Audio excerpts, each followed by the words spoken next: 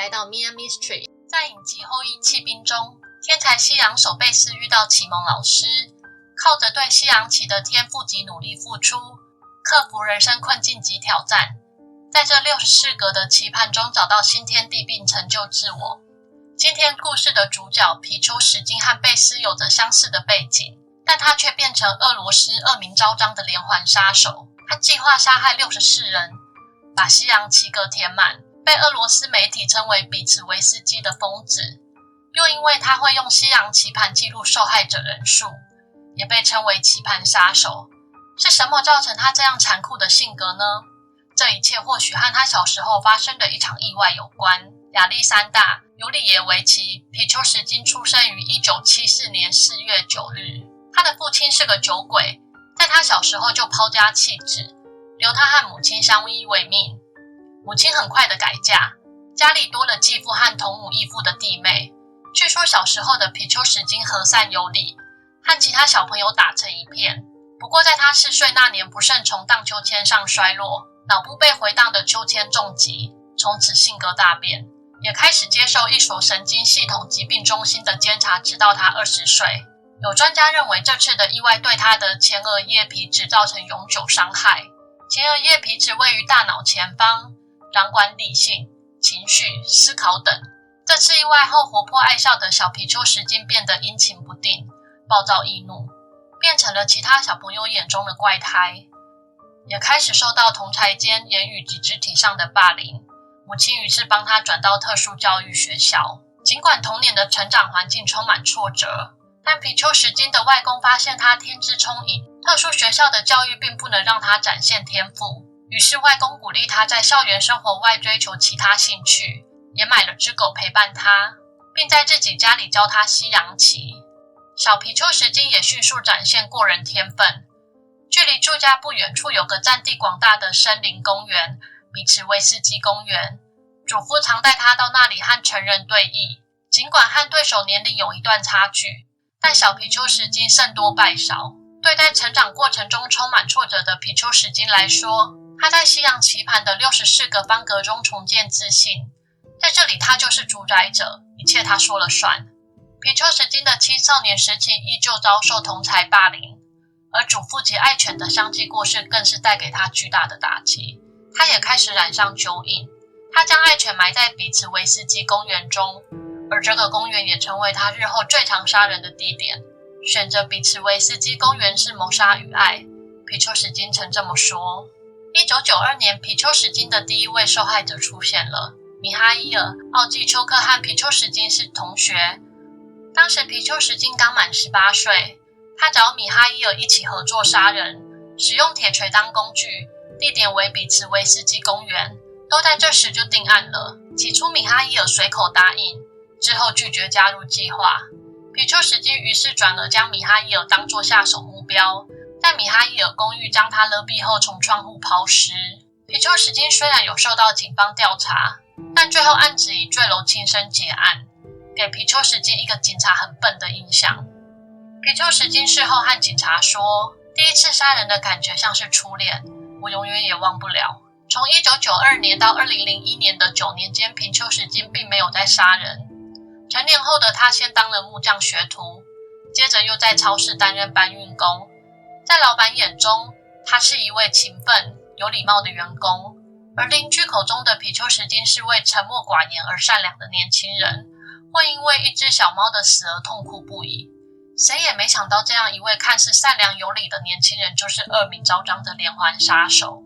2001年5月，皮丘什金在家附近注意到刚离开拘留所的52岁的叶夫根尼·普罗宁，便上前搭讪，说自己要去公园看看安息的爱犬为由，邀请他一起到狗儿的坟前喝一杯。叶夫根尼不疑有他的一同前往。皮丘什金等叶夫根尼喝到站都站不稳时，将他推到下水道的涵洞中，任其他在污水中溺毙。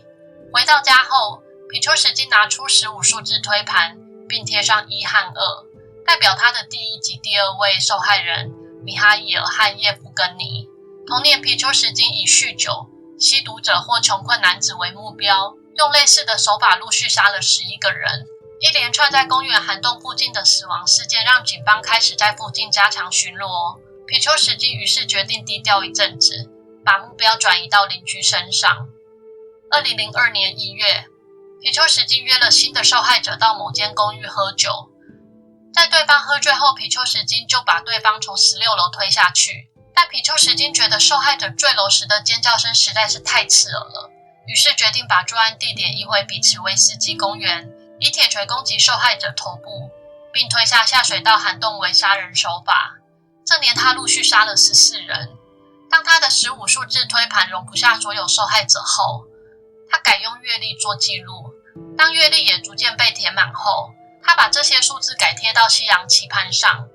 2003年，又陆续有4人成为皮丘什基的手下亡魂，其中一位被皮丘什基袭击的27岁男子康斯坦丁·波利卡波夫尽管幸存，却因为头部被铁锤重击而丧失记忆，而康斯坦丁和皮丘什基就住在附近。担心康斯坦丁哪天恢复记忆指认他，让皮丘什基安分了1年，不敢再对身边的人下手。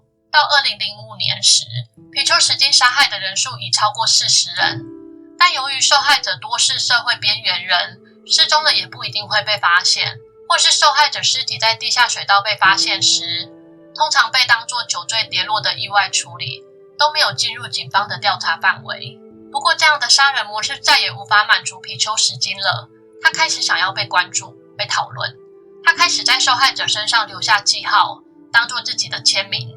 2005年的秋天开始，他不再把受害者们推进下水道，而是用铁锤敲破受害者的头部后，往伤口插上一支空伏特加酒瓶作为记号。31岁的无家可归者克莱·沃罗比约夫成为第一位皮丘什基留下签名的受害者。光这年的11、12月，皮丘什基就以同样手法杀了7个人，而比茨维斯基公园有个杀人魔的消息也开始传开，媒体称他为比茨维斯基的疯子。警方也终于开始有所动作，警方开始假扮成酒醉的人，在公园里卧底。皮丘什基也因此低调了几个月。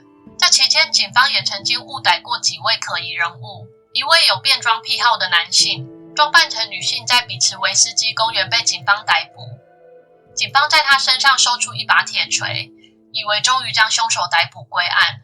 没想到这人只是因为害怕遇到比茨维斯基的疯子，因此随身携带铁锤防身。但媒体误以为比茨维斯基的疯子落网了，并将消息刊登。2006年3月，皮丘什基从报纸上得知后怒不可遏，认为自己的正统性不容置疑，于是很快的又杀了2个人，像是在对警方叫嚣：你们抓错人了。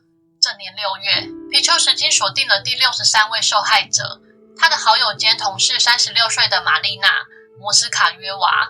6月14日这天，毫无戒心的玛丽娜接受了皮丘什基的夜间散步邀约，地点自然是比茨维斯基公园。不过这天玛丽娜的手机没电了，于是她将皮丘什基的名字及电话写在纸条上，留给待在家中的儿子。2个人来到公园深处，皮丘什基意外地发现警方已经将所有地下道用水泥封住了。如果这时玛丽娜转身离开，皮丘什基或许会放过她，但他没有，他只是站在那里。于是皮丘什基拿出铁锤将她杀害。隔天，警察发现了玛丽娜的尸体，并从玛丽娜儿子手中拿到皮丘什基的姓名电话，另外也从玛丽娜口中的地铁票调阅监视器画面，清楚地拍到了同行的皮丘什基。6月16日，警方逮捕了皮丘什基，从1992年到2006年被捕。这14年间，皮丘什基声称自己杀了63人，其中有34人是他认识的熟人。警方根据能掌握到的证据，指控他谋杀了49人，另外谋杀未遂3人。法庭上的皮丘什基十分淡定，由于犯案后他都会记录，因此他对每个案件的细节都记得非常清楚。在法庭上的他毫无悔意，甚至宣称：我是检控官、法官、刽子手，我决定谁可以活在世上，我近乎神。